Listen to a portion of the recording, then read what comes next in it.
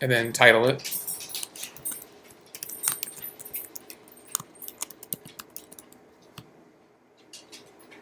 Yeah, that's fine.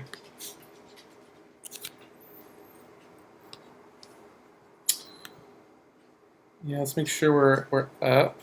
Yep. Doesn't look up. There's an ad. Yeah, we're live. It says we're Oh, live. really? Yeah. Okay. Cool. So will you look at the recording just to make sure it looks good? The recording? Yeah. Okay. Yeah, that looks fine. All right. Cool. Yeah. Oh no, the infinite loop. Yep. We're live now. Okay. Well, do you want to go ahead and take us in then, Mike? Yeah. Coming to you live for a change on this bright sunny day from Boston, Massachusetts. This is Color Commentary. And I'm sure people will be drifting in over the course of this recording, drifting in and out. We're doing a live episode. We're not really doing the usual deck tech and discussion topic. We're going to do a discussion topic, and then we're going to take questions from the chat. But hopefully people start to drift in as we go, and this will kind of be a little bit of a wackier episode than we usually do. Also, I haven't streamed in a long time, so my setup may not be correct. But we heard audio earlier. I think we should be good. Yeah, I think people will tell us if it's not working too. So all right, you wanna? I'm gonna quickly tweet. You wanna give us an idea of what we're talking about today? Yes, today we will be talking my Boston vacation here with Mike and his lovely wife Katrina, my girlfriend Liz. We'll talk all about Boston. There's not gonna be any magic on today's show. It's gonna be all no, I'm kidding. We're planning on talking about cards that Mike wants banned and that I do not want banned. We'll be taking questions from you, the viewers, and we're just gonna go until we get sick of it. Yeah, so, pretty much. Here we go. Hold up. Okay, Mike's gonna tweet a little bit, so just give us 1 second here. I can't watch myself on this time delay. I'm gonna open up OBS over the video screen, and then we'll be able to look at the chat. All right. So we've gone live. Everything is wonderful. Yeah. So why don't you start us off with our normal round of programming? We gotta let them know about the Patreon. We gotta let them know about all these things. Okay. So first off, we've got OMA. I'm not gonna ask you the question. I know you like art. I love art. In fact, I love this picture behind us. Yeah, this is a nice little print. We got some. Actually, can you move your head? Yeah. Got there. There's all sorts of art prints on the back. This is the wonderful thing about video. There we go. So. One of our pseudo sponsors, we have an affiliate with Original Magic Art. Original Magic Art provides a whole lot of really cool products that feature art from classic Magic cards. They also feature art from throughout history. They do token collections that have great classic art on them. Really high production quality. Great people over there. I know that recently they've been doing some pretty spicy playmats that may never have seen print before, so that's neat. They have a pauper token collection, and if you are looking to save a little bit of money and give back to the show a little bit, you can use our affiliate link that is on our website, and you can also use the code Commontary on checkout. It'll get you 5% off, and we get a little bit of a kickback, so that's pretty cool. I like the sound of that. On my end, we have, of course, the ever-present Adrian Show. Sometimes present Adrian Show. This week it was actually Adrian featuring the Aaron Show. And I think he did a great job. I had a lot of fun recording with him and watching his videos, and I'm hoping he's going to make more in the future. He unfortunately will not be able to make it tonight. I tried to pressure him into it, but he's not going to be here. But hopefully he'll watch this recording later. Gotcha. Yeah, I think he did a great job. And as far as Magic goes for the two of us and Pauper, we've been playing a lot of that Rakdos control deck we covered last week. Yeah. It's a lot of fun. We were totally wrong about Firebrand Archer. That card is really good. Yeah. Turns out that it actually, is it's a piker with upside rather than like a combo piece with a weak body. I think we're reviewing it in the wrong light and coming back to it. So we'll probably do we want to do videos for that this week since we're in the meat space together? Yeah, I guess we could do those tomorrow even if you wanted to. We could do a league. Yeah. something like that. Okay, so we'll get something out with both of us on commentary. So that'll be super, super cool. Because for the most part, it's just been you and occasionally guests. But last things last, we are on Patreon. You can support on an episodic basis. You can pick out how much you want to donate per episode. And you get little rewards, like being able to listen to the full uncut episodes.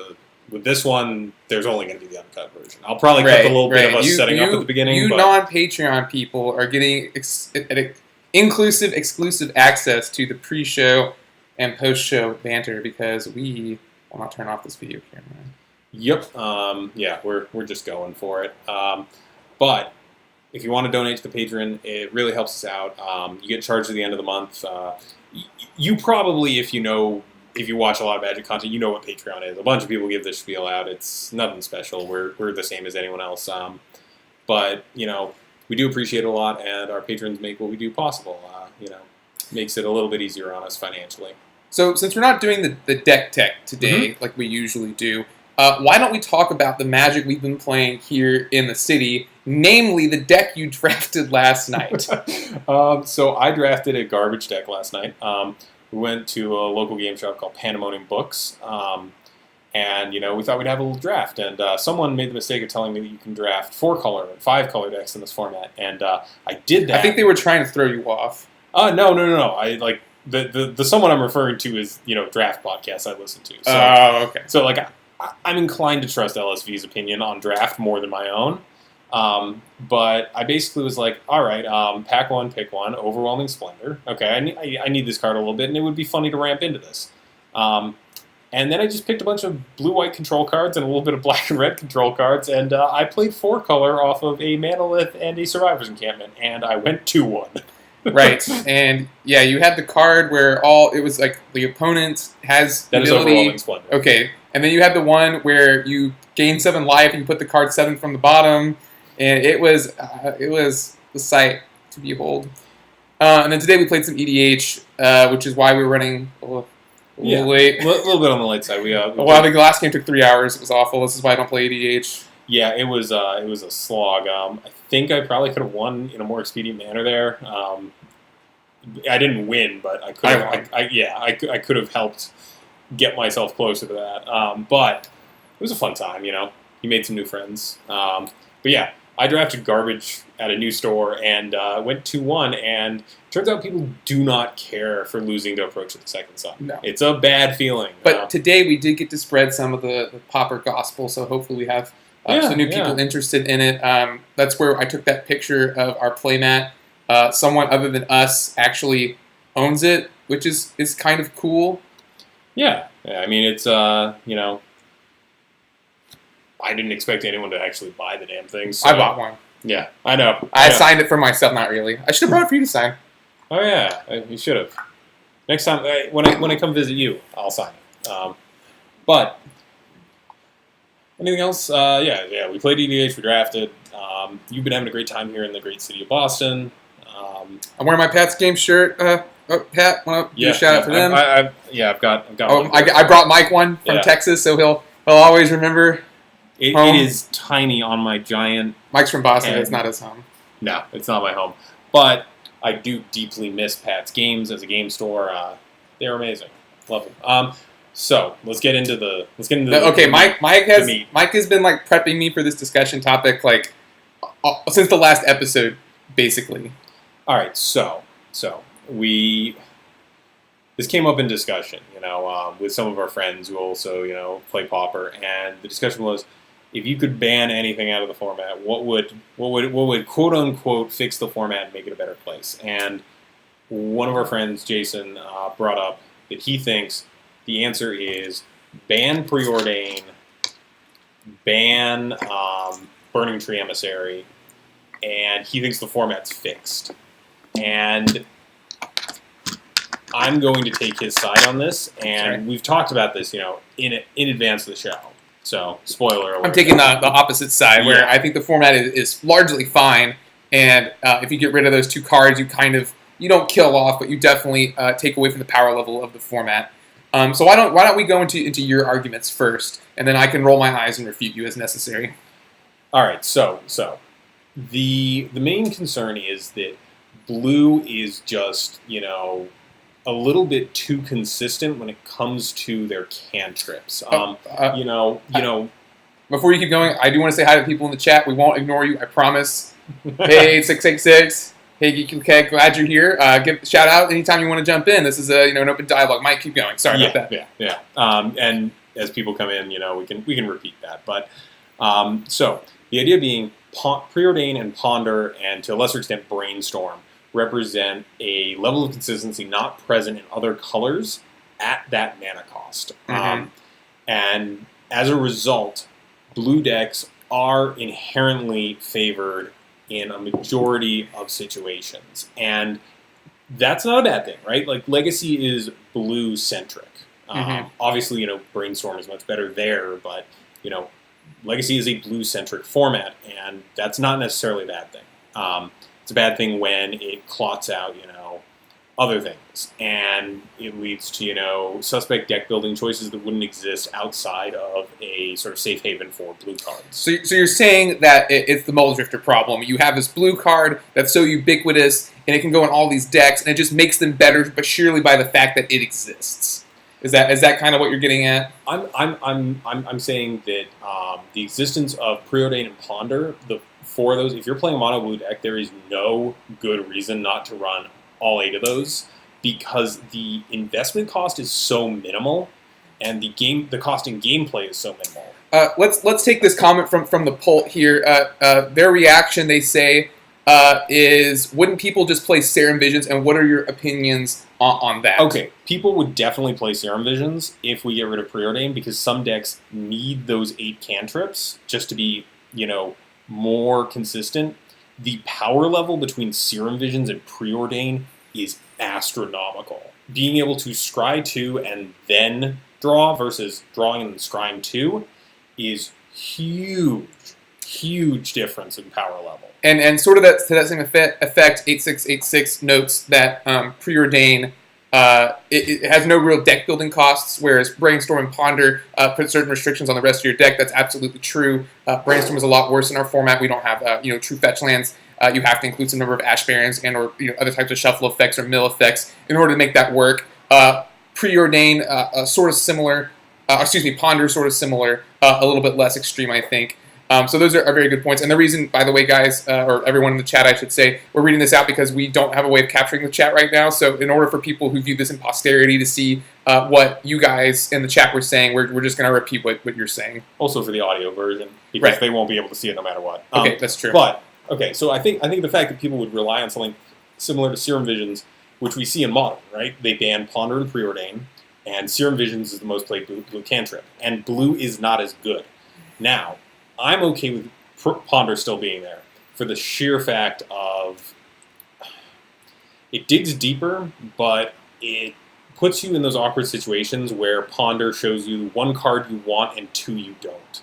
It kind of gives you the Brainstorm lock effect, where you can wind up seeing 1 card that might put you in a winning position. And that is why Ponder is much better in Legacy. You take the best card and you put the rest 2 away. Yeah, if you're in that situation. Or if you like all 3, you get to keep all 3, right. And that's awesome. Right. Go ahead. But Preordain, just is nice, clean, simple. I think that because Preordain has very few downsides, like if you see 2 things you don't like, they just go to the bottom, no problem. Continue on with your life. Don't shuffle super quickly. It is probably the easiest to play with, and helps your consistency to a level that biases the format towards blue decks in an unhealthy way.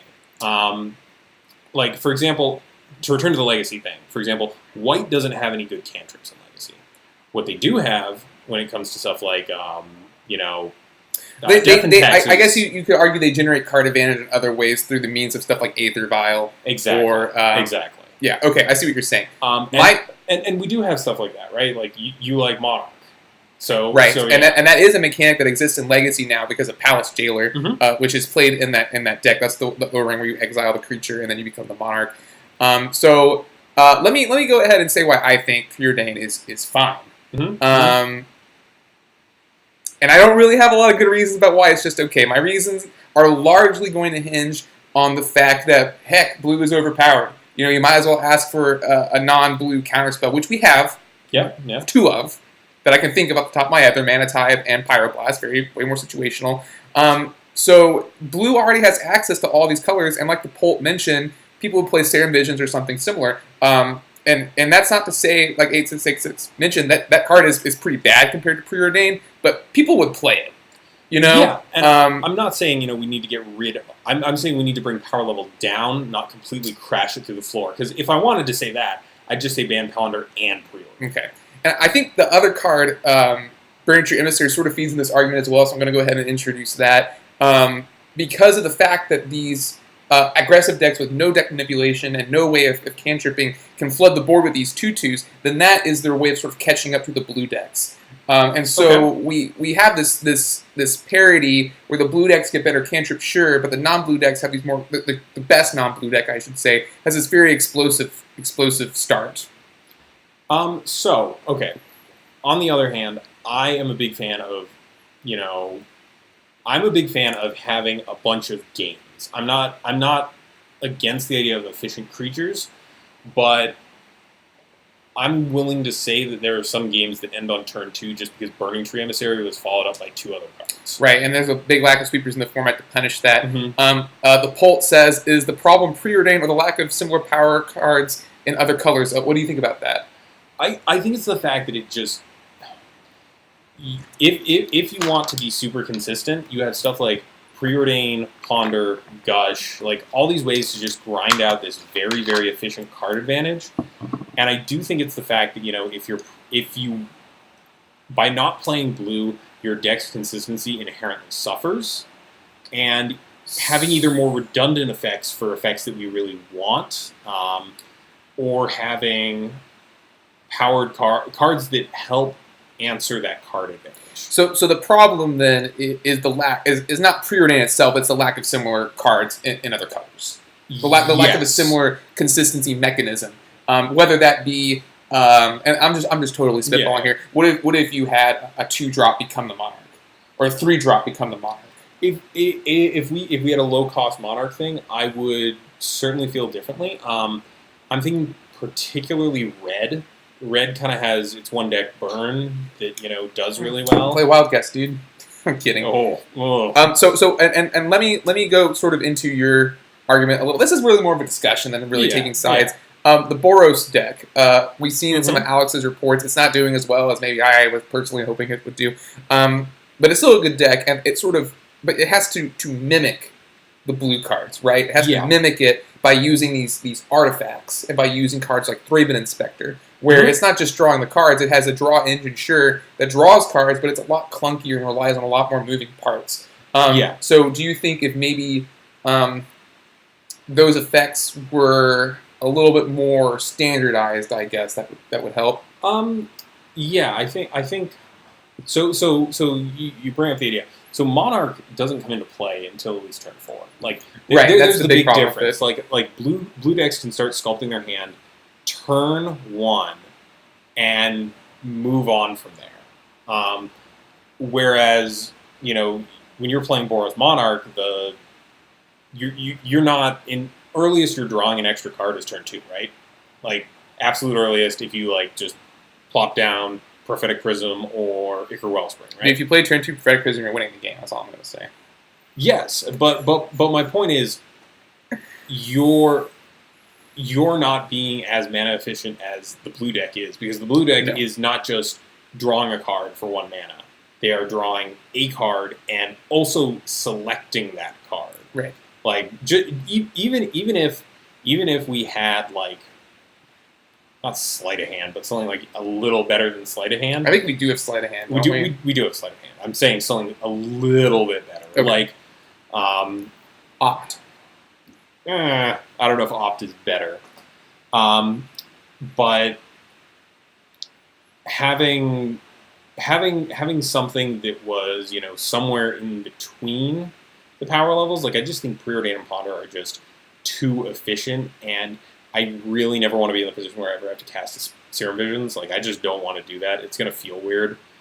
But I just don't think it positively affects the format in any way other than making blue decks better. And I'm seeing can't run 8686 saying you also can't run situational cards as one or two of the non-blue decks, and that is a pretty good point. Like, being able to dig 3-4 cards deep means that your sideboard cards are a little bit more active, or even, the spicy one-ups. Like, just being able to see more cards over the course of the game. Like, think about, like, if a Delver deck, like, just hits their 4 preordains, they can see up to 12 or 16 cards off of those. Or, no, 12, sorry. 12 cards. Over the course of the game, with Boros Monarch, you must get close to that across all of the cards and that have to interact together. You draw a lot of cards, but like you mentioned earlier, you draw a lot of lands. You draw a lot of nothing too. Yeah, and that's what I'm saying. Like, the efficiency of those draw engines versus the blue draw engines is just there's this huge disparity, and I would like to see it banned. And I hate to say this, I don't want it banned to shake up the format, but I kind of do. Like, you're a monster. And also I'm seeing the poll asking how many decks would be affected by a preordained ban: Delver, Blitz, Tribe, anything else. That's my other point. Does preordain actually kill any decks? Is there any deck it doesn't kill any decks. Yeah. Like, all the decks that played preordain would probably just move to Serum Visions, or probably move to another blue cantrip. So no, it would not kill any decks. It would make them a lot less consistent, though, like you're saying. So I think out of the decks that you've mentioned in the poll, I think Tribe would be the one most hurt by it, because Blitz will still run whatever they can pump their guys, but Tribe specifically needs to find combo pieces. So I think it'd be the most hurt.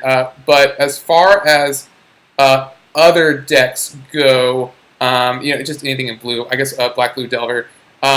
Wrecked Orb J, I don't really know enough about Modern to answer your 8-WAP question. I'm sure it is. Goblins is fun. But like I said, I don't really know enough about Modern to answer that. I don't play Modern either. But I'm going to get into another thing, the support for it. And this is actually going to take us back to our very, very first episode. Because Mono White Delver? We talked about, would Delver be as good as a Mono White card?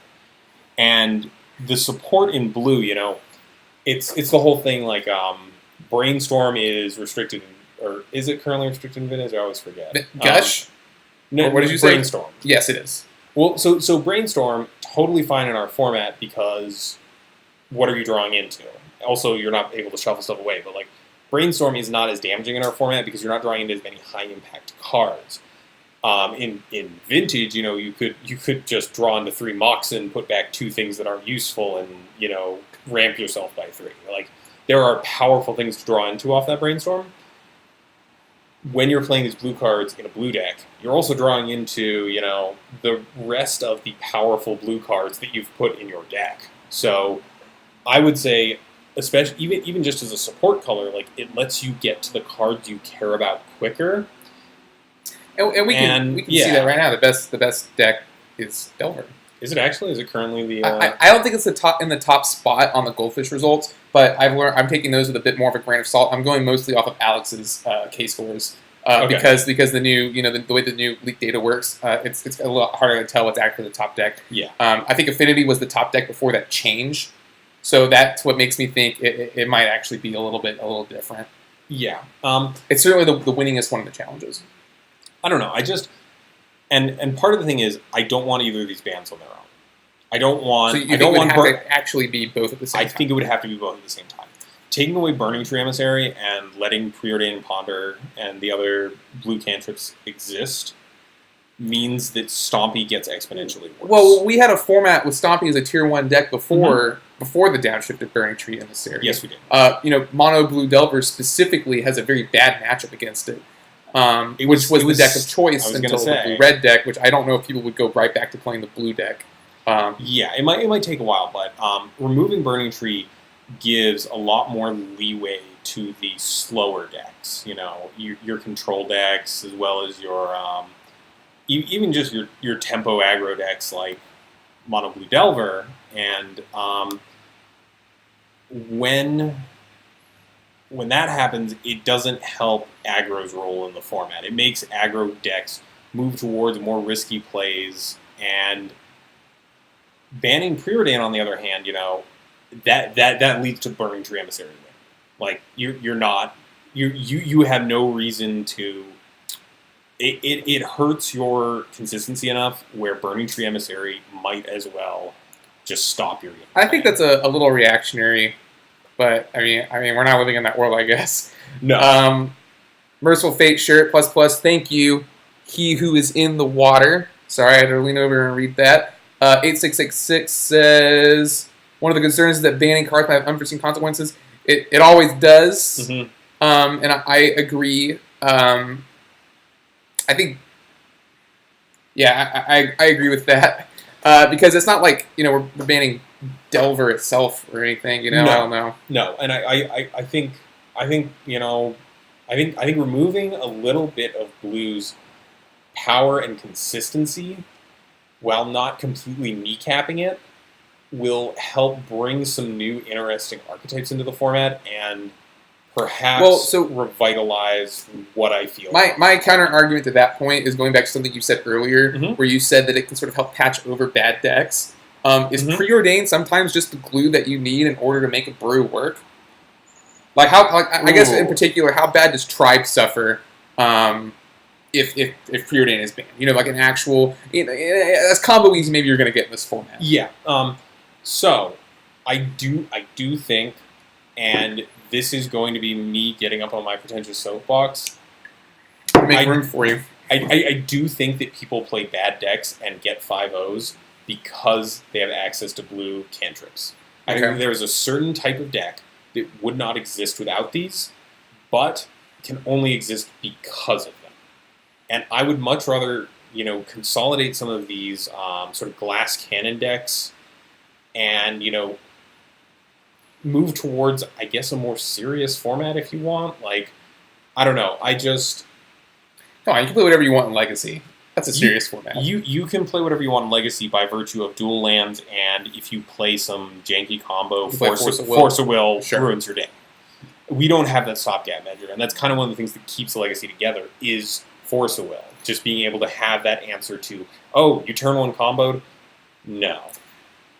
Looking at the chat real fast, the Pult says, if BTE is banned, does it hit more than Stompy and to a lesser degree RDW? It seems similar to Preordained in that it isn't found in that many decks. Definitely, RDW takes a hit. That deck, though, is nowhere near as good or consistent as Stompy, in my opinion, at least. So it would definitely affect that deck. Evening, Huckle. Sorry, I have to lean over to read the chat. We're on Mike's laptop. Yeah, not the optimal setup. But yeah, but to your point, the Pult, I think that Preordain is played more than Burning Tree. There are more decks that Preordain would go into than Burning Tree Emissary, so I don't think the effect is truly symmetrical. I think really what it would help against is the fact that Stompy is everywhere. And if you take away a little bit of their consistency, they can't just nut you on like turn 2, which is what Mike is getting at. Yeah, it's a tricky needle to thread here, and I think the issue is that taking away either one of these makes the other one much better.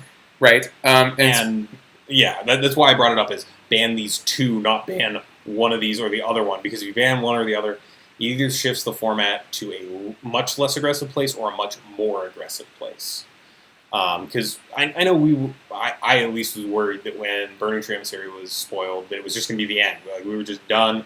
It was going to be aggro for the rest of all days. And thankfully that didn't happen, right? Exactly. Like, we are. I think that we're talking pure hypotheticals here. I think overall the format's in a pretty good spot. Certainly much more so than when Drake was the big contender of the format. When we had the Pats Rags to Riches tournament, for instance, both of the decks in the finals were Drake decks. Yeah. And I don't think you see that nearly as much. And in fact, I think Stompy has only won one of the pauper challenges. Yes. The deck that's actually getting the most top 8s is Affinity. Yeah. And I think that even if it's not actually winning the tournament. I think that that's a good point. Like, I don't think that the format is fundamentally broken. I just think that those two very minor changes would make it more enjoyable for me, and it would force the community to kind of think about some of their decisions when deck building a little bit more. The different... So, for example, we've talked about it before. We've talked about how Muldrifter is kind of like the patron saint of brews, where, I've got this cool deck, and, I've got X, Y, and Z, and I'm playing Islands, so I'm just going to play 4 Muldrifters. Well, it's a great card. It's a great card. There's not a lot you can say about it. The catch is, it costs 5 mana, and you are rarely evoking it unless you're stumbling on land. Right. And it's way worse when you play it for 3 mana. Yeah, but it does let you patch over a lot of holes. The difference is, we have decks that punish you for trying to wait around until turn 5. Right. So, you're specifically talking about Stompy. Yeah. But also, of course, Tron. If you think about it, if you wait too long against Tron, they have the inevitability. Yeah, exactly. Like I feel like, because you brought it up earlier, Muldrifter is a more balanced version of Preordain in this discussion we're having. Yeah, we're roundabout since. Yeah, I can see where you're coming from. Yeah, like I'm not saying that Preordain makes decks inherently broken, or overpowered, or unanswerable. I'm just saying that it makes them good enough that I would like to see the format without it. Let's sort of go to the other end of the spectrum here. Let's pretend that we banned Preordain and we banned Ponder for what it's worth as well. Both of them. Let's pretend we banned both of them. Does blue get as bad as it is in Modern, or do we have enough support in that color because we have actual counterspell? And does it just sort of take on a new form? Okay. So I think that something like Blue-Black Teachings could survive. Like that's a deck that is already planning to go long, and they have accumulated knowledge. They have AK, they have Think Twice, they have other tools to work with. I think something like Delver needs at least one of those good 1-mana cantrips in order to function, because it lets it get that consistency that it really needs. And the other thing here that we're not really mentioning is that it allows decks like Delver, Blue-Red Delver specifically, to run way less lands. Yeah, and that is one of the things that is constantly on my mind whenever I look at other formats. Like, even in Legacy, people are not running as few lands as people do in Pauper most of the time. Like, there are don't most Legacy decks run more fetches than lands they can fetch? Yeah, most of them do, and that's because real fetch lands are good. Whereas in Pauper, it just seems like a race to who can play 5 lands quickest. I made a joke a while back that a Pauper player's 4 favorite cards are, it doesn't matter what the first 4 are, but the 5th one is 4 less lands than they should be playing. And that's funny. It's definitely that. I think it would encourage better deck building because it stops people from just being able to patch up holes in a bad list. Let's go to the chat real fast. The poll says, in this hypothetical post-ban world where Delver and Stompy decks are less powerful to some degree, what would happen to all the decks that aren't directly changed, e.g. Affinity, Boggles, Burn, Elves? I think those decks get a lot better. They get a lot better, but by the same token, taking away Burning Tree Emissary slows down one of the most aggressive decks in the format. It leaves a little bit more breathing room for control decks. And we don't really have a control deck. Like, we were talking about this, and I was trying to describe Dimir Alchemy to someone who's never played Pauper, and it's like, well, it's kind of a control deck, and it's kind of a mid-range deck, but it doesn't fit into either of those roles perfectly. It's not. I would not classify it as just like a straight-up hard control deck like Teachings, where Teachings is not nearly putting out the numbers that it conceivably used to. And I don't want to go back to the Teachings world. I mean, I don't know if anyone does. I guess we have Tron. Tron is what I consider our hard control deck. Yeah, I think the thing is that Boggles does not fare well when people are allowed to run edicts past 4, past Chainer's Edict. Like, when people start reaching into other edict effects, that's the point where I feel like Boggles stops being a great choice. And they've got some good new toys, like that Cartouche, the white one. Both the green and the white one are such a beating. I was playing as the Boggles player yesterday on Moto, and it was tough going. But for example, Elves, I think Elves gets much better in this hypothetical world. Although I can't imagine that Delver is really one of the worst matchups for Elves. No, I think the matchup is very easy for them. Oh, is it?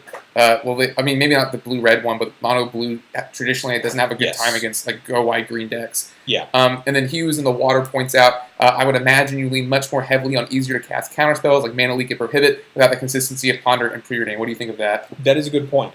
Because obviously a mono blue deck can afford to play just counterspells. It's only counter magic because you're always going to hit islands. You just need to keep lands up. And even with decks that run slightly more of another maybe 33% of the cards they care about casting aren't blue, that's when you start going, maybe I'll break out the Mana Leaks, the Ponder, the Prohibits, or even selling like Rune Snag if I'm self-milling. The only deck that I've ever seen play Rune Snag was that GL Nemesis blue-green Mongoose deck. Remember that? I've run it in Alchemy. Okay, gotcha. Oh, because you mill it. Okay, that makes sense. Yeah. You're already self-milling, so you accidentally get some. It does hurt that it's another thing you can't exile to the Angler, but it's not the end of the world. I think that's a valid point. Like, if you're getting less consistency with your spells, you're also getting less consistency with your lands. So you're less likely to be able to like hit those very stringent mana costs that sometimes show up. And Counterspell is a great example. Like blue is not always doable in every deck, and I wouldn't mind people being kind of forced into thinking a little bit harder about their counter suite than just going, I'm playing blue for Counterspell. For counterspells, for bolts, for Mold Drifters. That's all you need. Exactly. Like, I think we've got too many tools that make deck building in this format to get at least 1.5.0, which people are using as their supreme metric of success. I think we have too many tools. Well, we have a new one, of course, right? Which is getting the challenges, which that's not a support. So we do have a new metric now. I don't know. I guess what other arguments do you have in favor of keeping Preordain around? I hate change. Okay, that's fair. We're done here, folks. Stream's all right. I'm joking. Really, the biggest thing I have is that I think it would hurt the Brews a lot. Like you said, you can sort of play whatever, which is like you said, you mentioned you wanted the format to be a little bit more serious. Yep. I'm personally okay with the Brews. I don't play them personally, but I do understand the need. Like we mentioned, Force of Will, where since that's ubiquitous in Legacy, you can sort of play whatever blue deck you want as long as you have Force of Will and blue cards in it, right? And it's sort of the same thing. And it keeps anything from getting too out of control. It means that you don't need bans on cards and combo decks quite as much. Well, that's particular to Force of Will, but in this one, it allows you to sort of start with this base of good cards, and then be like, well, and then I want to play Assembly Worker. I'm just saying a hypothetical here. Yeah. Because Preordain and let's just pretend you're building Mono Blue Tron, for instance. That's not really a deck that a lot of people play. But if you want to, you can start with 4 Preordains, 4 Ponders, 4 Mold Drifters, and then maybe your win condition is Assembly Worker, in my example here. So it does let the blue cantrips, unfortunately, are skewed towards blue, right? Like we don't really have, like a Jund-style deck where you can brew around like cards that are not blue. If you're brewing, you probably have to be playing blue, so that is a little unfortunate. But that's Wizards' fault. So let me bring up something else. What about if over the course of the next few years, Wizards increases the power of, let's say, black draw spells? Because they have actually been doing that, have they not? They have. Read the Bones and cards like that? Yeah, because we used to just have Sign of Blood at common, and now we have Read the Bones, we have Night's Whisper now downshifted. Was that not originally a common? No, it was an uncommon. Oh, okay. It was an EMA downshift. Okay, I did not realize that. Yeah, it was a big get even. But that Rakdos control deck, I think someone mentioned earlier in the chat, is great, by the way. You do not miss the blue in that deck, and I think that's sort of what you're talking about. Yeah, I think, and obviously that doesn't fix the problem of blue being really good. It takes black and makes it better. Right, which I think was, sort of where the poll was going earlier too. And I think that I'm in agreement that if the rest of the cards are better, I wouldn't mind those cards as much. Yeah, I mean, like, I'm trying to think of other, good options. Like, Read the Bones feels really powerful when you cast it. The issue is you're casting, a slightly improved, a slightly deeper digging Preordain for 2 mana more, and you're getting dinged for 2 life. Right. That's Black's thing, right? You lose life to draw the cards. Yeah, definitely. And the other thing is, as far as red spells go, there's not a lot that are just like, holy cow, I can play this in a deck, but of course we have Faithless Looting, Cathartic Reunion, Tormenting Voice. All right. The Pult says, one complaint I've heard from people who play Modern Legacy is that the mana bases in Pauper is rough compared to the other formats. Would having more options from multicolor mana bases fix the issue with blue being better than the other colors, or to just make more decks play blue too? I like this. Yeah, and this is really what we're talking about here in the poll. You can absolutely correct me if I'm wrong in reading between the lines here. We're talking about lands that come in untapped. Yeah. We're talking about either things that come in untapped or even the tri-lands. Yes. I'd say. Anything that comes in untapped and allows you to make the mana on that turn. Well, I'm saying the Tri-lands as well. Because Oh, I see what you're saying. The cons Tri-lands. I thought you meant the colors Tri-lands. Yeah, the cons and what's the one? Alara. Oh, okay. Alara. So something like that means that you're not investing as much in your splash color. Like, if I want to play a Bant deck, instead of having to play Ash Barrens and a couple of forests, I can just jam in Seaside Citadels. And the pulses, I think the Tri-lands would be fine. I honestly do too.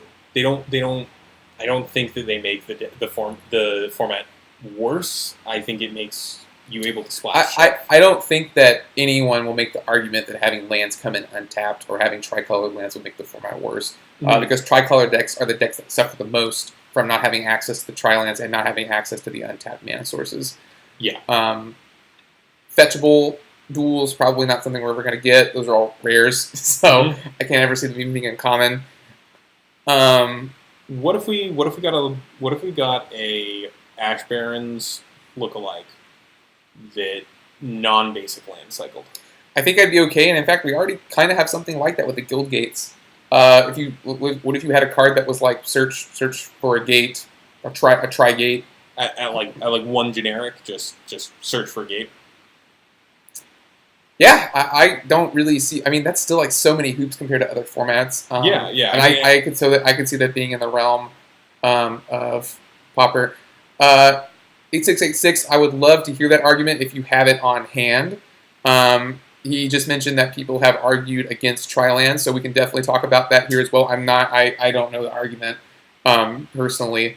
And he who is in the water says the simplicity of the mana base is appealing to me for pauper. I like that having a placement of the cons lands, the bounce lands, and cycling lands makes me pretty much set for the majority of decks. I would argue that that's true for other formats as well, where you really just see the fetches and the duels. It's the price difference. It's the price difference. Yeah. Like we're not going to beat around the bush here. Like we get what you're saying. Yeah, I totally understand. Yeah, other formats have expensive lands in them, but I just totally lost my train of thought. This is something that's cut from the episodes. Void Gimmick likes our microphones. Thank you. Yeah. We have a range of coverings. Unfortunately, there were no purple, which is my favorite color. But we do get the Christmas ones, or the Gruul ones, I guess, if you're... we actually, the pack I got had 5, and they were the magic colors. Really? I didn't notice that. White was like a off yellow. But oh, well, there you go. They were all close. But these are the microphones we actually use every week to record. You just never get to see them, so... Yeah. I brought mine all the way from Texas. Yeah, he did, and got them all hooked up. Usually we'd have a big stand, but he didn't bring his, and I didn't want to make him feel weird about being different. Thank you. Okay, so the Tri-lands, or better mana fixing in general, are there any other lands you'd be okay with? I'm going to toss some out there. The Mirage fetches. The ETB, those are the slow fetches? Those are the slow fetches. They ETB tapped, but they fetch up an untapped card with a land type. I just don't think that's that much different than Evolving Wilds. It's just 6 to 1, half dozen of another. Okay. I don't really think they're that different. So I think they're worse actually, because with Evolving Wilds you at least get to fetch any basic, right? So okay. there's a little bit more of a deck building constraint. The pulp brings up the Vivid lands. Are those not already common? Those are uncommon. I can't believe that that's like 2 for 2 here that I didn't know they were uncommon. Maybe it's because we were just playing with them earlier. I would be okay with Vivid lands. Yeah, it's like a limited effect, so yeah, maybe not the greatest, but a lot of the time they're going to be, a limited use guild gate, but they do let you hit a splash card really easily. Right, right. And they do let you be a little bit more like you can kind of go like your curve can curve from double casting cost stuff a little bit easier. The slow fetches. What's the point of those in comparison to the wilds? We actually talked about this on an episode. I don't remember which one. They come in tapped, but you get to wait, and you basically, if you go turn 1 slow fetch, your opponent gets to play their first turn. You get to see what they're doing, and that may influence your decision. It's a very, very minor edge, but it is interesting. R&D function mentions they would rather have the slow fetches because they're better in Delver. That's actually absolutely true. Yeah. Because the trick is you wait and see what Delver reveals. If you don't like it, you fetch. In the case of Evolving Wilds or Terramorphic, or even Ash Barrens kind of has a restriction around it too. You of course, land would cut and tap. So you are correct there, R&D function. I did not think about that. Well, there is also a big issue with slow fetches. There's only 5 of them.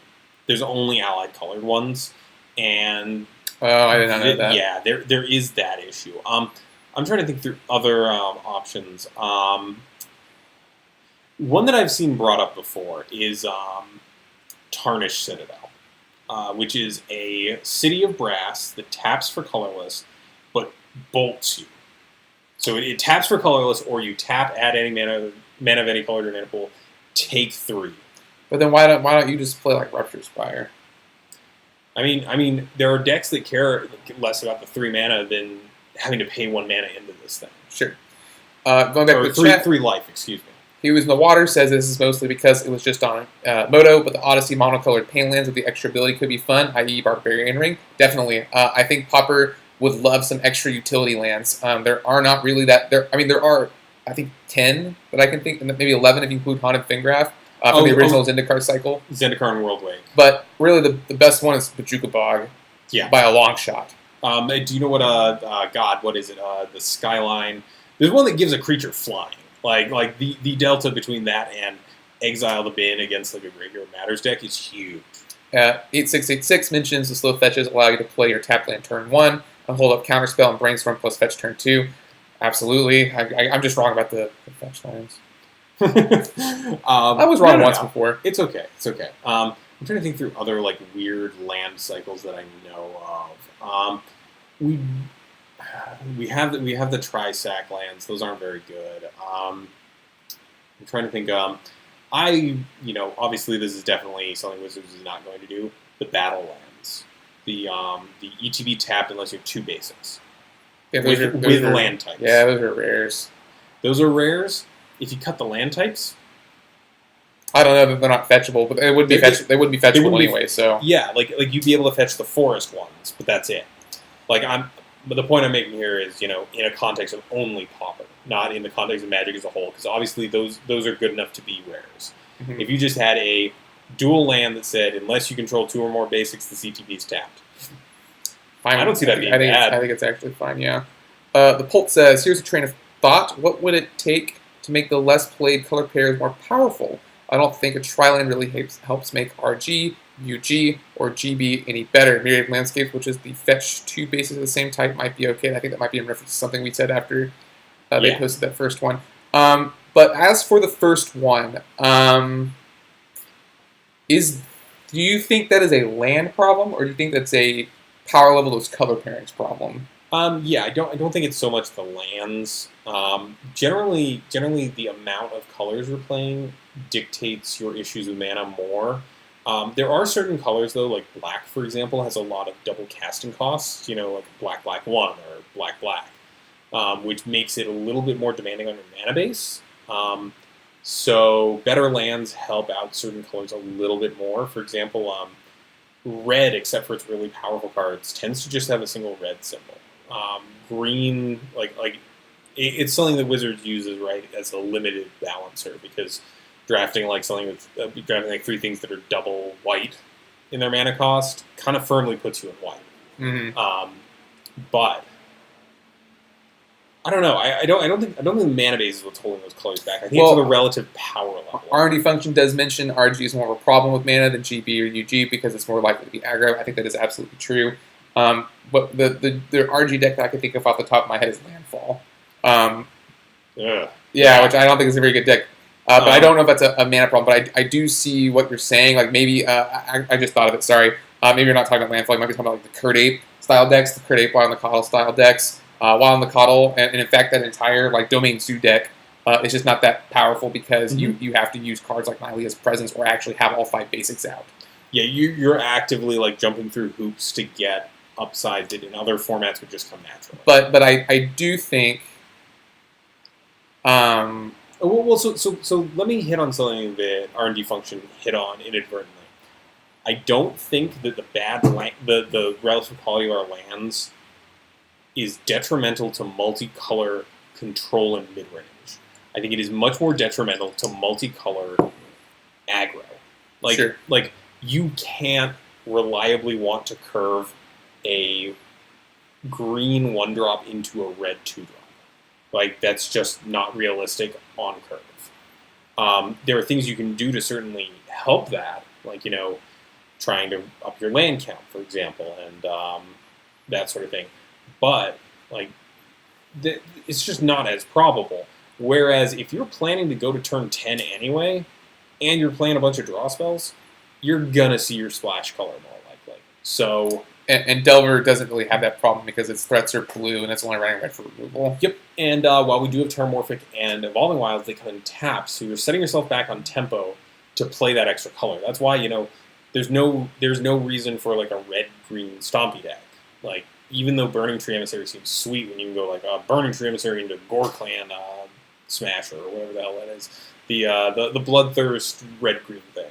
Oh, I don't know. It's sorry. a Gore Clan or like it's not Rampager, which is the good one. No, but it's like it winds up being like a 3 or 4 power 2-drop if you have Bloodthirst. Yeah, I know what you're talking about. I think it's the fact that less so than certain color pairs, and certain color pairs do have a tendency towards certain archetypes. I think it's more the control mid-range versus aggro. I think like hoping to have Curd Ape on by turn 2 every game is a little bit rougher than saying, well, I have this green splash in here because I want to play Pulsa Marasa with my mnemonic walls in my blue-black deck is a lot more realistic. Because you're not caring like, okay, turn 1 I play a fetch. Sure, it's slow. Sure, I don't get a mana untapped immediately, but I also don't need to react right now. So you kind of have the time. Hey Jabba Jabba, thanks for joining us. And He Using the Water says, I would be cautious with that, as I think Pop would feel more similar to other formats when the aggro decks get too much efficient fixing.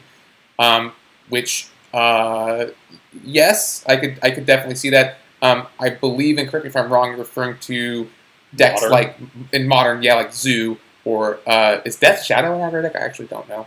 Kinda. But the best aggressive deck in Modern is Affinity, right? And that's technically 5 colors? No, it's not. It's mud. Sure. It's mud. Yeah, it's brown. But actually, I guess it's not brown if it's in Modern, is it? And the Affinity deck in Pauper is kind of an aggro deck, but it is actually 5 color. And I think Aaron said it the best on coverage, not coverage. We was playing the other day. A lot of air in the deck, a lot of do nothing. So yeah, it is not a big deal on that deck. And I do think that it's a valid point to be concerned about aggro getting too good. Like, you really want this delicate balance. We were just talking about Burning Tree Emissary being a little too strong, and then the best aggro decks in our format are monocolored. Look, I would dread what this format would look like if you could go Curd Ape into Burning Tree Emissary and reliably have a forest. Like, that doesn't feel good. Like imagine if you will for a moment. Turn 1, Curd Ape. Turn 2, always having a forest, Burning Tree into another Curd Ape and a Wild Macabre. Like, that is a board spam. Like, a super, super efficient one. But I guess if we get faster lands, the biggest drawback is aggro gets better. So the question is, what does a land look like that makes aggro better but doesn't completely tank the format as a whole? I don't know, man. I can only go with what I know, which is that Affinity is an aggro deck in another format, and it plays a bunch of colorless lands. So make it that big deal. I do see what you're saying, though. I'm just being facetious here. Yeah, because you're right. If you have these way more efficient aggro deck mana bases, you play whatever you want, and then. But like even in other formats. Like, okay, so I just was being a little facetious, but Affinity, for example, is technically really, they care about red. Yeah. And then, like, their sideboard has colors in it. But that's really it. And then in, let's say, Legacy, would you consider Death and Taxes to be an aggro deck? Like, is that the best aggro deck in the format? You still sometimes occasionally see stuff that's kind of more in the zoo realm of things. I'm just saying Burn. That's true, but that's, like, again, a monocolored deck. And right in Legacy, yeah, maybe it's not. It might be a blue-red deck. I actually don't know. Well, there you go. Look at what Burn looks like in Modern, and like that's like a 3-color deck. You're right. Exactly. Like that's more. Burn and Modern has become more of a zoo deck than anything else. I see this topic come up occasionally in pauper circles. Red, black, burn. Like, we've got all these, like, just dome your opponent, they lose life kind of effects at black. And then you would have, like, Vampire Lacerator, you might have Carnifex, more of, like, a mono black, like aggro with, like, red support mono for black, burn. Yeah, mono black aggro, thank you. And the mana just kills it. Like, so, yeah, I guess the deck would look a lot different if you had access to that. You maybe wouldn't even be in green. Yeah, like you... Because you get to cast everything, when you can cast everything on time, aggro gets a lot better. And, I mean, let me just liken this to something else. I like building cubes. Your mana base dictates how goofy you can get. If you have a set of, like, 2 sets of fetches, ABU duels, and shocks, you can build nonsense. It doesn't matter. Like, you can draft 5 color if you want and be fine. If you're in a cube like my Peasant Cube, which has tri-lands, gain lands, the gates, and I'm going to completely blank on the rest of it, but, that level, you can still play 3 color, but 4 and 5 color is where you start going, maybe not. Sure. I don't know. I guess for me, it's a tough road, and I don't have an answer for like what a perfect land to help bridge that gap would be. But I'd like to see at some point us get an option for an untapped duel. I don't know what it needs to do, but no land types, just something like a guild gate that can come in untapped. Well, even if they had a land type, that actually doesn't matter, right? Because that matters in other formats. None of the fetches. I mean, I guess the slow fetches. Okay, sure, Farseek. Farseek. But that's not the same. That's not the same thing as a fetch. True.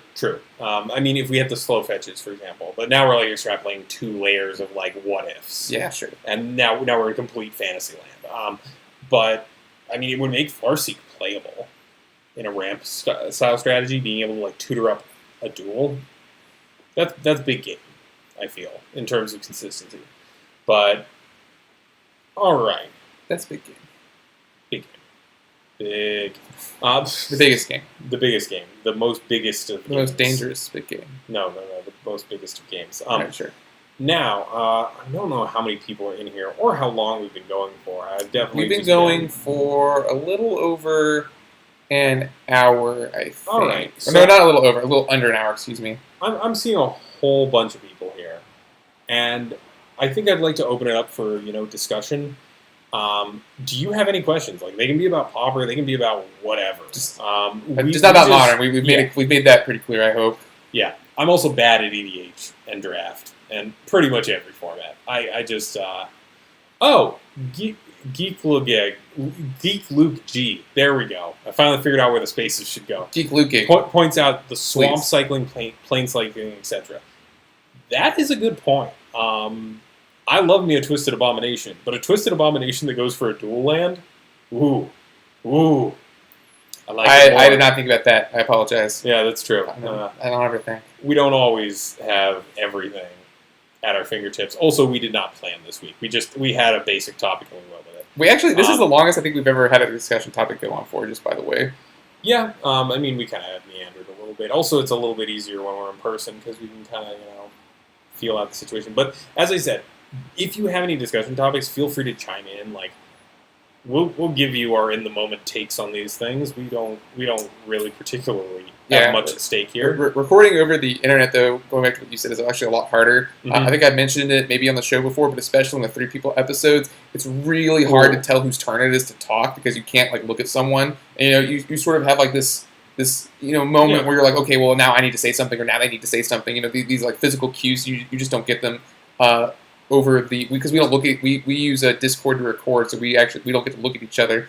So yeah, being in person is much easier. No deck plays border posts, right? I've seen people play them. I think most of the time they are just worse than Guild Gates. The only time I've seen someone play them, they were playing them in Infect, which didn't make any sense. You remember that? I lost. It was weird. The only reason you should be playing those is if you're playing Restore Balance in Modern, and that's a bad deck. But look, let's what is the border post? They're a 3-mana artifact. or they are Pay 1 and return a basic. Yeah. So why do those not see more play? Because that's Why don't actually they see more not. play? That's actually not that bad. Is it because they cost mana? I mean, It's technically a spell slot, right? Think about it this way. They do. They do that to tap too, don't they? I need to look this one up. All right, Mike's looking it up.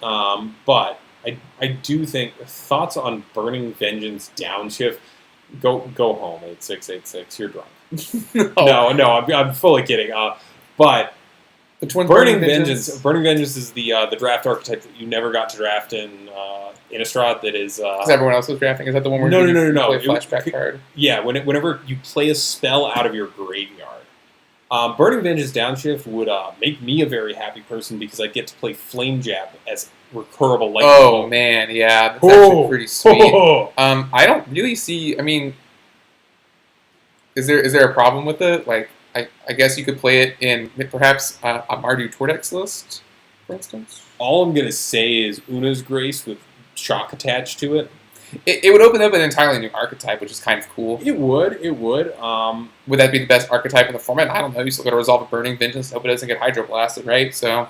Yeah, I guess that's true. Like, we do have powerful answers to it. And Burning Vengeance 3-drop enchantment. Whenever you cast a spell in your graveyard, it deals 2 damage to target creature or player. The fact it can hit creatures is what kills it for me. If this just hit players, I wouldn't care. How much does it cost? 3. I think that'd be fine. All right, so let me go back with another ridiculous Blue-red Burning Vengeance. Yeah, I mean that's sick. I think I'd be inclined to try Grixis. And it's also not like you don't have good graveyard hate, right? We have like Nile Spellbomb, Relic of Virginitas. It just opens up a new graveyard style archetype with I think all the good things and the bad things about that. I guess I kind of like the idea of an archetype where you could conceivably play Dream Twist on yourself because of Forbidden Alchemy. Yep. Oh, that seems very good in a deck where you have 4 cards that are linchpins, but he who is in the water mentions, how do you guys like the challenges? Too long, not enough participation. Do you think it makes up for the fewer deck lists being posted by Wizards? I don't think it truly makes up for it, but I think we may have talked about it earlier. It's definitely a good metric to see how the format is doing, especially over longer form tournaments. I think part of the success of Stompy in the 5-0 brackets is because people can run through that deck so many times in a day compared to other decks. And so it's a little bit skewed, in my opinion, especially since we were only publishing like 10 every day. I wish they published, if it were up to me, we would publish every single deck list that ran through a league. And I know that's crazy, but I don't think too much data is bad. I think that would give a much better picture. As for the challenges themselves, for me personally, they are too long. That's why I don't ever record them. I just don't have time on Sundays to sit down and do that. I got 2 weekend days, and I like spending them with my Aaron wife. likes to play in them a lot. He likes the fact that the payout is higher. So that's pretty cool. What do you think the best white removal spell Pauper could stomach having downshifted? Oust. Okay, sure. Oust. Condemn is another one I see that comes up. Actually, yeah, I would be okay with Condemn. Condemn, I think I'm totally fine with it. It has to be attacking, and it doesn't actually exile the thing. They still gain life. I think I'm fine with Oust. Yeah, I mean, and you know what? I could honestly see Path. Really? I mean, it would be terrible for limited, but I could see Path. The downside of getting the land is so, especially in a format with like almost all basics, the downside of the land is so much higher than the downside of the life gain. So I think Path might be okay. Also, a question someone asked me before the show, because we did get a couple of those, and I cannot remember who it was, but they asked me if I thought Guar should stop touring, and the answer is no. Dave Rocky wanted the band to go on, so here we still are, and I still support them. I totally forgot about this. We got questions on the Patreon, which we're actually going to go over. Okay, we're going to pull up the Patreon real fast. We're going to see if we have any more questions. I know we forgot to answer. Yeah. Oh, geez. We even told these people they get dibs. These are people who pay us money. Oh wow, I'm not even signed into our Patreon. Oh man, this is quick. Throw up the technical difficulty screen. Oh yeah, just hit him with the end of broadcast thing. I'm like typing. Here, give me your microphone. Now I'm talking in both channels. It's more the fact that it's at a slight angle, and I realize people can't hear me. Mike says because he's at a slight angle, he realizes people can't hear him. These microphones don't pick up a lot outside of their range. Here you go. All right, wonderful. All right, so we're logging in. I'm going to try and find this post so I can apologize and make good on these people's nice, wonderful questions that they gave to us. Adrian, okay. That was Guar should be touring posthumously. It was from Tyler Mills, who also asked Mike, have you mentioned obscure music that you're into every so often? As someone who's very into various forms of death metal and other extreme eclectic varieties of tunes, I would love a quick rundown of recommendations for what you might have. Gotta love that droning doom. Actually, I've been super into synthwave recently. Stuff that sounds like John Carpenter soundtracks, particularly Carpenter Brute and Perturbator. Or no. Perturbator's awesome. Yeah. I do have like a lot of taste in metal music, but it's not 100% my jam. I've been getting a lot more into sort of stuff I can put on in the background while I'm working on things either in the office or at home. But I don't know. Listen to Lizard Wizard. They're a great band from Australia who describe themselves as turn-based 4-player stoner doom, and they've got some pretty funny and self-aware stuff on their music. What else do we have here? We have, if you're going to build a Delver deck to battle almost any meta, what's the better call, Mono Blue or Izzet, and why?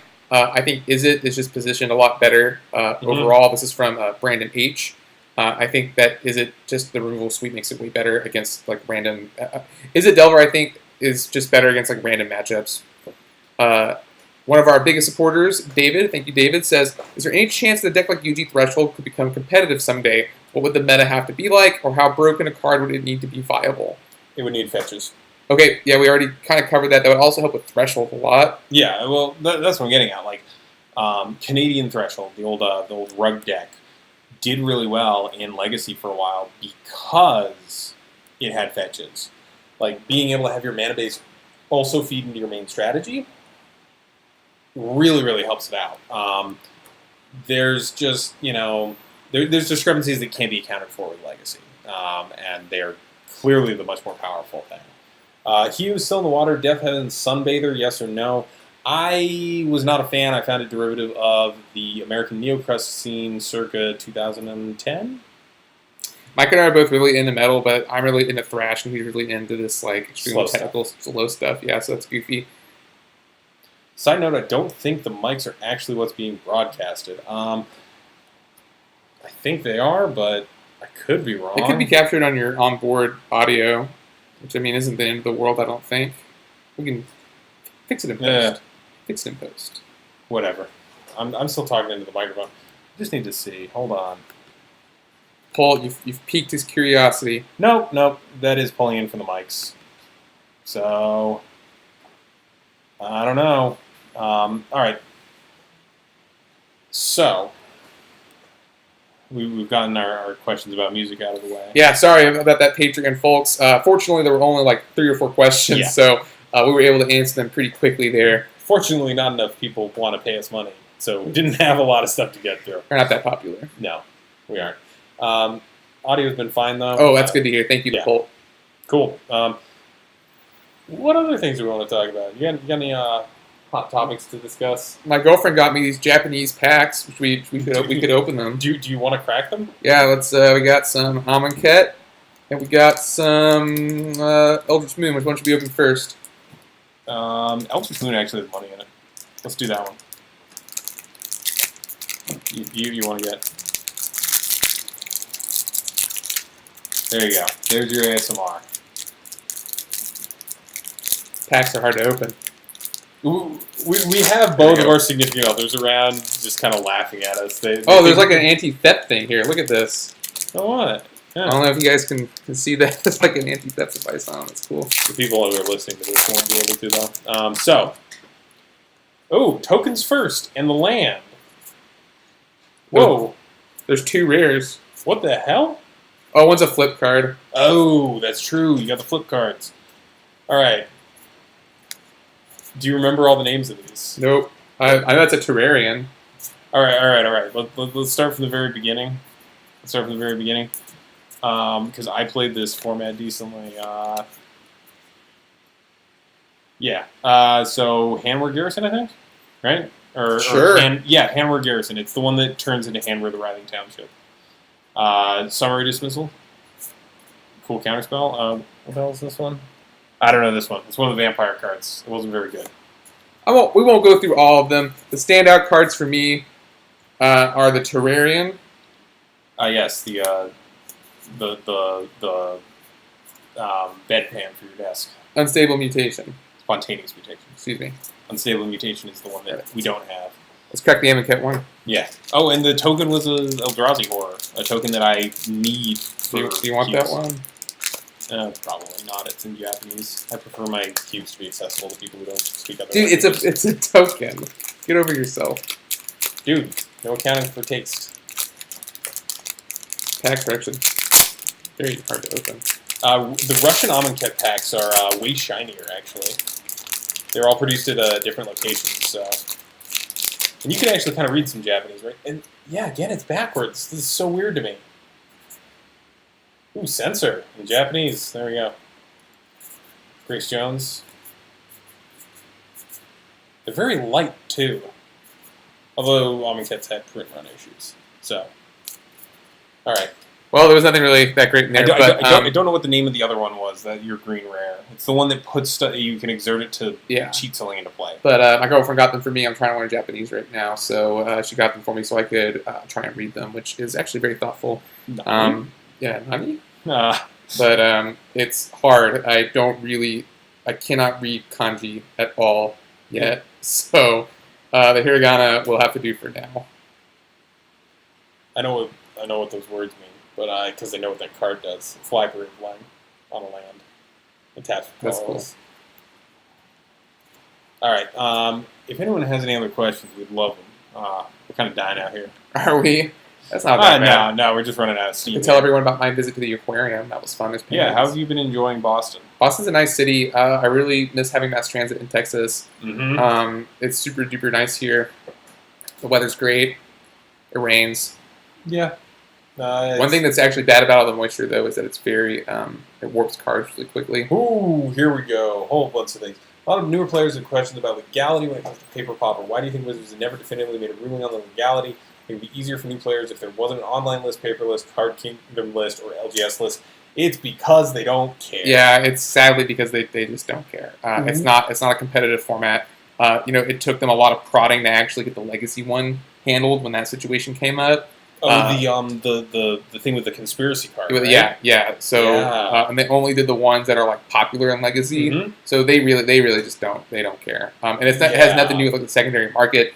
It's just the fact that the format is considered casual. It has everything to do with the primary market, though. Yeah. Pauper players, by and large, do not crack packs. Like Commander players will buy a set of all those decks. Yeah, and call it a day. There's no really good way to monetize Pauper as a product. And also, it is a little secluded from the rest of Magic. Like, it is kind of our own little niche, and, things are weird here. And I don't think it has, perhaps the visibility that's necessary. That being said, if they wanted to, I've seen some stuff on the Reddit about maybe doing, like, Pauper dual decks or Pauper intro packs. I think that'd be awesome. They don't even have to be competitive decks. They can just be decks that all color cards are common. But, like Mike said, I don't know if that's easy to monetize. People like rares. People like goofy rares. Yeah. I mean, when I was a young child playing Magic, like my favorite card that I owned, and I still have it to this day, is Avatar of Wild. Right. Like, I have one signed by RK Post, so I don't understand. I have my super beat up copy from when I was a kid, and I played without sleeves on my packs, and that card was super engaging to me as a child. The target demographic that Wizards would really like to capture because children, as they have access to their parents' money. Right. I do really think pre-con decks could be a thing. It's really just the fact that it's going to include only commons. Yeah. Good on LRR's Tap Concede podcast, and it was fun. What are some of your favorite decks from your all-time playing Magic? Not just in the current meta, but iterations of decks that you just found really enjoyable. I know what your deck is. You played it today. Oh yeah, Astral Slide. I'm a huge fanboy of the Astral Slide extended deck. getting to Astral Slide more stuff, or getting to Astral Slide a Eternal Witness to get back the thing you just Astral Slid with is stupid and fun, and I like it. One of my favorite decks was the deck I started playing right when I first started getting into Constructed. It was the Ravnica and Estrad red deck. I've talked about it a lot before, so you've probably heard me mention it, but turn 1 Rakdos Cackler, turn 2 Burning Tree, Lightning Mauler, swing 6. Pretty sweet red deck. We have not really had a red deck like that until like recently with the Ramumap red deck, which I don't play Standard anymore, so I'm not going to get it. But I don't know. I was a pretty dyed-in-the-wool aggro player for a very, very long time. My first deck in Modern was Merfolk, actually. I quickly corrected myself and started playing Affinity, which I still play, and then that's how I got into Pauper, because I realized you could play Affinity and Pauper as well. I'm trying to think of other things. I really enjoyed Wake when that was a deck in Standard. Like Mirari's Wake? Yeah. Before they fixed how wishes work. It used to be the wishes in Exile Zone. Exile or sideboard. So you could wish for more wishes. But they fixed that. I'm trying to think of other like really standout decks from times in Standard. I certainly did not care for Mirrored in Standard. That was when I left the game. I don't think anyone really cared for Mirrored in Standard. No. There were some people who claimed that they enjoyed it, but I think they were probably playing Affinity and Skull Clamp. Yeah. I'm trying to think of anything else that I really enjoyed playing. I don't know. Those are definitely some of my favorites. I always have a soft spot for Big Trinket within our format. Dimir Alchemy is one of the decks that I think is one of my all-time favorites in terms of the play of it. Prior to the pre-Burning Tree Emissary Marasatron lists, I really liked. And it was more because you didn't have this super aggressive deck that you had a decently unfavorable matchup against sometimes. And it felt a little bit more balanced against the entire meta, but that's just me. I don't know. I haven't played a lot of decks in my time. It's mostly been aggro, Affinity, red deck wins. But I mean, there's certain iterations of those overarching archetypes that you. The most fun I ever had playing a deck, and this will tell you a lot about me, was a cube deck I built that was mono black. Mm-hmm. It had Necropotence, it had Ivory Tower, and it had Curse Scroll, which are nombos, nice. But Curse Scroll is a fun card when you were the one doing it. And decks like that make me want to build mono black Pox in Legacy, because I like those. Does it still play Curse Scroll? Yeah, dude. Well, the Reduke version did. Whoa! I just really like those old school, like grindy black decks. Even though, like I said, I'm an aggro player, I do have a soft spot for this. I'm really just not a blue player. It's like by and large, I'm just not. That's fair. I have over the years realized that I am not a blue player. I just like control. Yeah. And blue is often the way to get there. But for example, we played EDH today, and I brought Marchesa, which is Mardu control. And it grinds the game to a halt. When I want to play control, I also want to play like prison style decks, not like blue decks. Yeah. Over the years, you realize there's more to life. All right, the poll coming at it with the hot question. They ask, any wishes for reprints / downshifts in either Iconic Masters or the 25-year Masters? Because we've got both of those coming very quickly. What's the downshift? What's the one you want? Oh, I don't know. Ewit.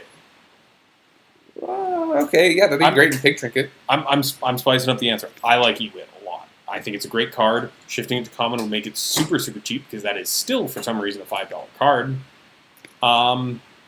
Actually, Veteran Explorer.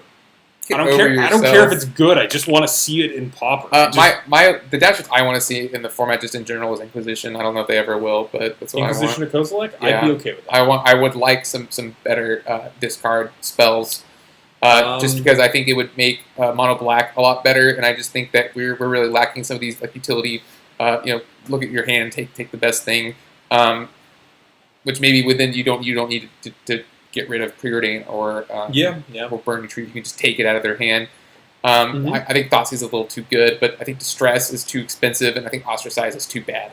So Duress is really what we have that hits the most relevant targets, and I would just like to see a stronger version of those cards. It took me a moment to remember what Ostracize did. It's creatures, but for Duress. Yeah. I don't think of anything else. I'm always going to say Astral Slide. I'd love that as a card. It is an iconic card. I don't think they're going to downshift that one. No, they shouldn't. They actually shouldn't. Over the years, I've come to realize it's a bad idea. I'm still going to say it, but it's a bad idea. Sure. I do want to live that dream, but it's not for this format. A piece of redundancy for the Ivy Lane Denizen combo. Like a kitchen finks or something?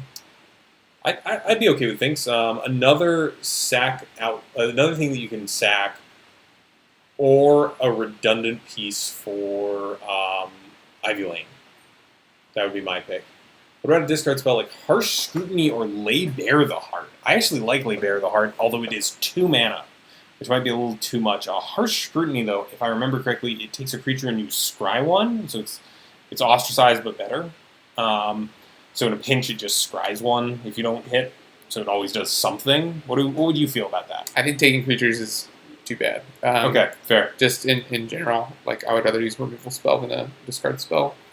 Yeah, because at least that way they actually had to invest. I guess in that case, though, against Burning Tree, obviously, it'd be very good. So I take that back. Yeah, but we're not at the point where people are considering ostracize even by a long shot. So right. I think we're still pretty far away from someone considering ostracize with a scry one.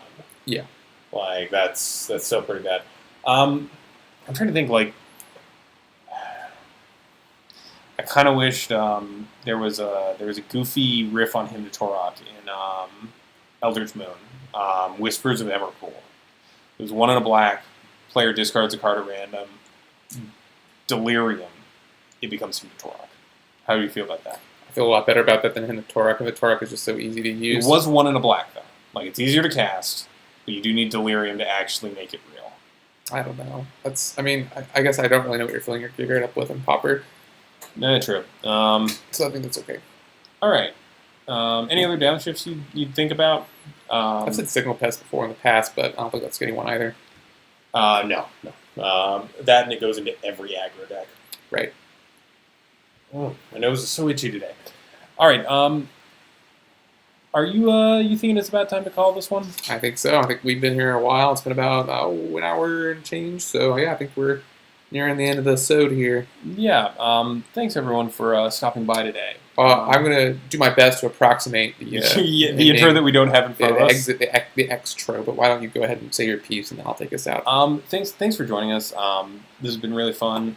We wish we could do this more. The next time we are together in person, we will definitely do this again. This was a lot of fun. Yeah. It was weird. It was weird being able to do it the way we used to.